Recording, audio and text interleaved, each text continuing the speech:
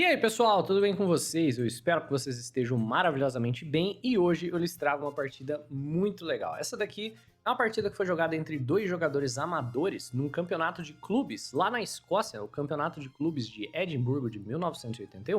Eu não encontrei muita informação acerca dos jogadores, além do nome deles, só que essa daqui é uma partida muito legal, porque ela é a partida que contém o maior número de cravadas que eu já vi, né? Eu, particularmente, nunca vi tantas peças cravadas em uma única posição como na posição final de checkmate desse jogo. Então, se você conhecer alguma que tem um número maior de peças cravadas por alguma razão, comenta aqui embaixo que eu vou dar uma olhada, mas eu acho totalmente justo a gente chamar essa daqui de partida imortal das cravadas, superior até a partida que recebe o mesmo título do Karpov. Então, bora dar uma olhada. Nós temos E4 aqui pelas brancas e C6 pelas pretas, a defesa Caro-Kann. Vem peão em D4, peão em D5 e o jogador de brancas opta pela variante do avanço com peão na casa de E5. O jogador de pretas, então, joga bispo em F5, que é o lance tradicional. As pretas gostam de tirar o bispo da cadeia de peões antes de fechar o seu sistema defensivo jogando no próximo lance o E6, montando uma pirâmide de peões aqui no centro. E as brancas vão para uma linha teórica com o cavalo na casa de C3. Normalmente se joga quando as brancas têm a intenção de desenvolver rapidamente aqui a ala da dama para poder fazer roque longo. E normalmente o que segue é uma avalanche de peões com os peões de G e o peão de H. O jogador de pretas então joga o lance natural, peão na casa de E6, então ele tirou o bispo da cadeia de peões e fecha montando aqui a sua estruturazinha de semi-eslava, e as brancas aproveitam para ganhar espaço na ala do rei jogando o lance principal aqui, peão na casa de G4, certo? Esse lance ganha espaço com o tempo no bispo do jogador de pretas e pode no futuro, né, vir uma ameaça de prender o bispo com ideia, por exemplo, de H4.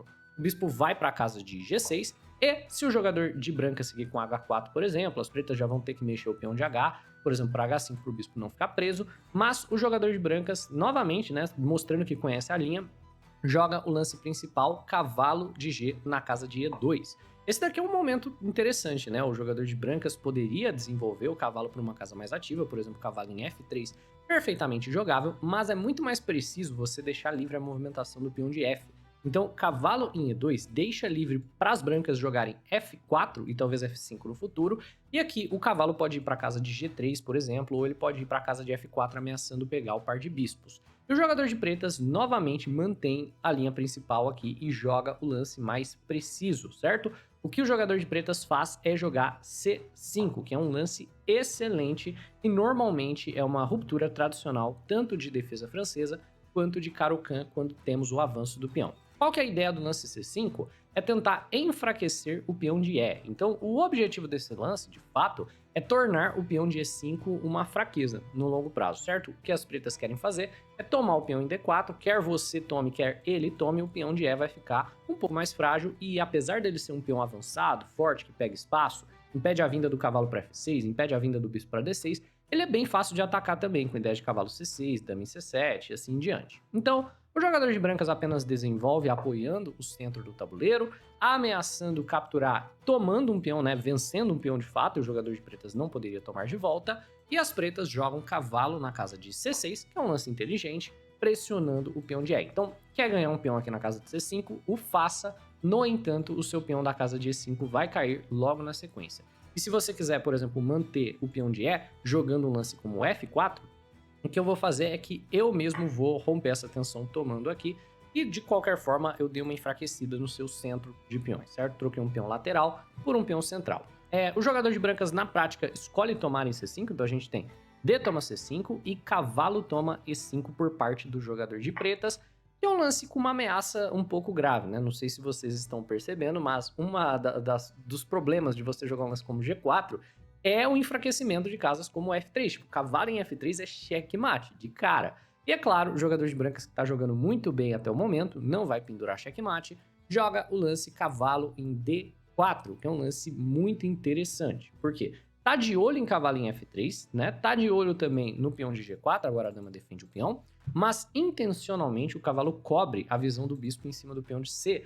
Você poderia aqui de brancas jogar um lance como cavalo em F4 ao invés disso, ameaçando ganhar o par de bispos e defendendo o seu peão de C. Mas cavalo em D4 mostra que as brancas aqui querem um jogo mais tático. Tá pendurando o peão, abre aspas, mas se ele for capturado, né, Primeiro, que o cavalo ficar de olho em C6 é uma ideia interessante, porque agora bispo em B5 seria uma possibilidade, e você teria que cobrir em D7, que é menos ativo do que cobrir aqui em C6, como também gera um ataque descoberto no bispo. Então, cavalo toma E6 é uma tática bonita, porque o bispo fica solto, o cavalo tá atacando a Nama, quando você toma o cavalo, expondo um pouco o rei, eu tomo o seu bispo e a posição das brancas é livre de problemas e brancas possuem o par de bispos aqui e o jogador de pretas vai ter que jogar com o rei no centro no longo prazo. Na prática, né, o jogador de pretas está jogando muito bem, não captura o peão da casa de C5 e joga um lance bem preciso aqui também, né? Joga torre na casa de C8, simplesmente apoiando aqui a captura bispo toma C5. E é nesse momento que nós saímos de teoria, né? O lance teórico aqui para as pretas teria sido fazer algo muito semelhante, que seria apoiar a captura em C5, mas voltando o cavalo. E aí nós temos várias partidas nas quais isso foi jogado, brancas seguiram com B4, por exemplo, isso é tudo teórico, só que torre em C8 nós temos um jogo completamente novo aqui.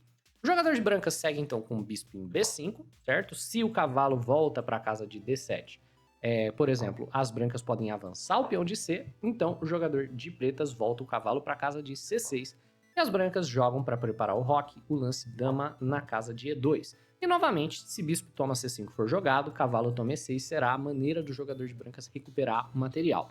Então, ao invés disso, pretas começam a desenvolver cavalo em F6, brancas fazem o roque longo, e ao invés, é claro, né, de tomar o peão novamente, o jogador de pretas só joga bispo em E7 mesmo, certo? Preparando o seu roque. E aqui, as brancas sentem que o jogador de pretas está querendo rocar curto, e que o ataque das pretas na ala da dama vai vir relativamente rápido, né? A torre já tá aqui na carinha do rei. Então, o jogador de brancas tenta manter o rei do jogador de pretas aqui no centro do tabuleiro e joga para um ataque na ala do rei, uma avalanche de peões, com o lance peão na casa de H4. A ameaça sendo, é claro, jogar o lance H5 e prender o bispo do jogador de pretas. Se um lance aleatório que fosse jogado, sei lá, A6, a gente tomaria o cavalo, jogaria o H5 e o bispo está preso. Mesmo que pareça que ele tem a casa de E4, é temporário porque o F3 termina de prender a peça. Por consequência, as pretas reagem da maneira correta, né? Com o lance H5, certo? Essa daqui é uma posição bem temática de defesa Caro-Kann, no sentido do G4H4 ser uma ideia tática comum nesse tipo de posição. E é sempre melhor você responder com H5 do que você responder com H6, certo? Se você responde com H6 com intenção de rocar, o lance G5 vem com muita força, é um ponto de contato. Agora, se você responde com o H5, mesmo que as brancas queiram jogar o lance como G5, ele não vem atacando, né, duas coisas ao mesmo tempo. E não vindo com ataque duplo, o jogador de pretas consegue manter tudo fechado. Ao invés disso, as brancas simplesmente então apoiam o peão da casa de G4, já que se eu tomar em H5, eu vou levar bispo toma H5, dando um espetinho aqui na dama e na torre, me forçando a jogar F3, que já não é um lance que eu queria jogar de qualquer forma, e tem uma ameaça de cavalo toma G4, o jogador de brancas só joga o F3, e pretas jogam cavalo em D7, gerando talvez uma ameaça de ganhar um peão aqui na casa de H4. Pretas, então, tomam o peão de H5, e nós temos aqui o lance torre toma H5 por parte do jogador de pretas, que é um lance incorreto. Nessa posição, teria sido bem melhor para o jogador de pretas jogar bispo toma H5, e ele estaria melhor aqui na posição, né? Bispo toma H5, as brancas teriam que sair aqui defendendo o peão de H, e pretas têm uma posição tranquila, apesar do rei no centro, o ataque das pretas na ala da dama vai vir com uma grande força no futuro. Só que tomar de torre é uma decisão bem natural, porque você coloca mais pressão em cima do peão de H. E parece que agora não tem mesmo como defender o peão de H. Então, o que isso faz na prática é encorajar o jogador de brancas ao plano correto, que é abandonar esse peão de H e simplesmente partir para o ataque para o rei que está no centro. Então, brancas jogam torre em G1, gerando uma ameaça em cima do bispo de G6. E nesse caso, a ameaça que está sendo gerada é de cavalo toma E6, certo? O peão de F agora se tornou um peão um tanto quanto sobrecarregado. Ele tem que defender o bispo, ele tem que defender também o peão de E. Então, por exemplo, se um lance aleatório for jogado, né, cavalo toma E6 vai vir com muita força, e quando você tomar o cavalo, torre toma G6 virá na sequência. E a maneira correta do jogador de pretas reagir a isso, provavelmente é super protegendo o bispo, né? Então, cavalo em F8, por exemplo, seria o melhor lance aqui, que não é um lance muito fácil de fazer, não é muito natural. Ao invés disso, nós temos uma troca de cavalos no centro do tabuleiro, tentando aliviar a pressão do ataque, E quando brancas tomam de volta, certo? Agora não tem mais uma pressão em cima de E6, o cavalo não está mais pressionando, o jogador de pretas decide partir para o ataque, né? Ele vê que, por exemplo, o peão de G7 está caindo, mas que o peão de C está caindo também. Então ele joga dama em C7. A ideia sendo, quer tomar o meu peão de G? Vai em frente, toma o peão de G, eu vou tomar o seu peão de C e na sequência eu tenho um ataque brutal aqui contra o seu rei. Só que é nessa posição que o jogador de brancas consegue, novamente explorando aqui temas de sobrecarga, expor o rei do jogador de brancas e encontrar uma bela sequência, que será a sequência vitoriosa. Então, esse é o seu momento para olhar para a posição e refletir o que é que você acha que o jogador de brancas deveria jogar e qual é a sequência. Não adianta você chutar o lance, você tem que ver a sequência, pensar a respeito de como que o jogador de pretas vai tentar defender e como você continuaria o ataque. Simplesmente chutar lance aqui não vai te fazer melhorar. E falando em melhorar no xadrez, eu tenho também uma oportunidade para te contar, né? O canal tem uma parceria com a comunidade Super Alboredo, que é do grande mestre, né, o Luiz Paulo Sup, com a mestre feed Júlia Alboredo. E se você quiser entrar na comunidade para você ter acesso a aulas gravadas, uma série de aberturas, uma série de defesas sendo ensinadas, aulas ao vivo com os grandes mestres, com a oportunidade de você participar de simultâneas com jogadores famosos. Por exemplo, recentemente lá na comunidade teve uma simultânea com o mestre internacional Faustino Ouro e você, se estivesse na comunidade, poderia ter jogado contra ele. Tem um link para você entrar num grupo de WhatsApp, tanto na descrição do vídeo como também no comentário fixado. E você entrando nesse grupo, você vai ficar sabendo da abertura de matrículas e é através, né, desse grupo de WhatsApp que você vai receber o link de compra para você entrar na comunidade. Eu recomendo pra caramba, é a melhor oportunidade que você vai ter para melhorar no xadrez e as próximas matrículas vão abrir agora no início de abril, no dia 7. Então, checa aí os comentários, checa a descrição do vídeo e agora voltamos ao xadrez, né? O jogador de brancas nessa posição joga o lance que você, eu imagino que encontrou, torre toma G6, que é um lance muito bonito, porque aqui você está expondo completamente o rei das pretas no centro do tabuleiro. O peão de F7 está completamente sobrecarregado. Ele tinha que defender E6 e tinha que defender o bispo. Então, na situação aqui presente, as pretas tomam a torre, claro, né? Você acabou de levar um sacrifício desse, se você não tomar, você só tá com uma peça a menos. E as brancas têm, pela qualidade, um peão e o rei completamente exposto aqui no centro do tabuleiro. Primeira cravada, né, já foi revelada aqui em cima do cavalo de D7. A segunda cravada tá em cima do bispo e você vai ver que a posição não fica muito bonita daqui em diante. As pretas jogam com um intuito defensivo, o lance torre em F5, provavelmente querendo aliviar a pressão, né? A ideia do torre F5 é voltar a torre para F7 e defender um pouquinho o seu rei. E as brancas jogam cavalo toma D5, pressionando a cravada. A ameaça sendo, é claro, em cima da dama e uma ameaça de checkmate. Nessa posição, você já percebeu que os dois jogadores são muito taticamente talentosos, né? Os dois jogadores são muito, muito bons de tática, então eles já viram o problema. O problema aqui é dama infiltrando em G8, e é isso que está impedindo torre toma cavalo. Se torre toma cavalo, dama vem para casa de G8, e depois de bispo aqui defendendo o único lance legal, a gente vai ter um checkmate seguindo rapidamente. Torre em E1, nessa posição, se você afasta o rei, na verdade, por conta do tema aqui do mate da ópera, a gente pode sacrificar a dama, assim como o Paul Morphy fez no jogo da ópera, muito famoso.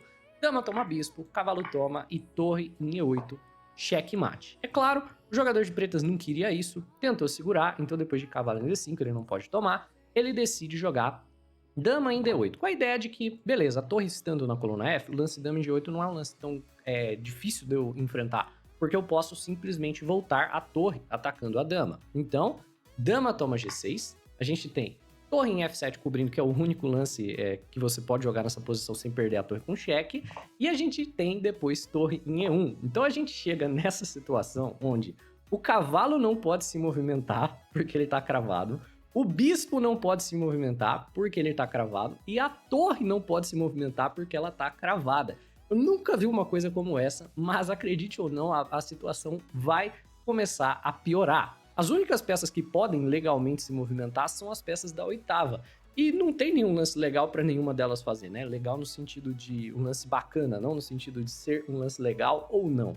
Então o jogador de pretas meio que tenta resolver as cravadas, né? Talvez a melhor maneira seria a torre C6, né? Sacrificando a qualidade de volta, para tentar se livrar de uma das cravadas, mas de qualquer forma você vai estar perdido. Torre toma bispo virar. Então, as pretas jogam rei em F8, lidando com a cravada em cima da torre. Dessa maneira, se a gente quiser jogar torre e tomar bispo, você pode tomar de torre, não precisa entregar a dama. E as brancas forçam o jogador de pretas a voltar com o rei. Jogam dama em H7 falando, não, você não vai a lugar algum. Eu tô ameaçando dama em H8 checkmate, então volta lá, rapaz. E as pretas voltam. E aqui vem dama em G8 cheque, forçando a torre a ir para casa de F8. E nessa posição, novamente, a gente tem 3 peças cravadas. A dama crava a torre, é o rei. Mas brancas jogam dama toma G7, ameaçando torre toma bispo, seguido por checkmate. Pretas jogam, né, torre em F7, lidando com a ameaça novamente. Mas aí vem o brilhantismo do dama toma G7. Sem um peão na casa de G7, brancas jogam aqui checkmate em 2 lanças. Tem uma sequência de mate em 2, é uma sequência muito bonita. Então, se você não encontrou todas as sequências até agora, essa daqui é a sua chance, viu? Pausa o vídeo porque eu vou falar. Aqui, brancas emolduram a partida com dama em G8, torre em F8, o cavalo tá cravado, o bispo tá cravado, a torre tá cravada, e o rei tá rodeado de peças, mas ainda assim, cavalo em F6 é um lindo checkmate. O cavalo pode ser capturado, se não houvesse as cravadas, pelo bispo, pelo cavalo e pela torre, mas as 3 peças estão cravadas. A casa estava defendida 3 vezes e ainda assim não estava defendida nenhuma. Essa daqui é uma partida espetacular. Fala se isso aqui não é uma pintura. Bem, pessoal, se você não conhecia, cara, fico muito feliz que você conseguiu conhecer através do canal. Se você gosta desse tipo de conteúdo, se inscreve aí, deixa um like no vídeo, um abraço e até a próxima.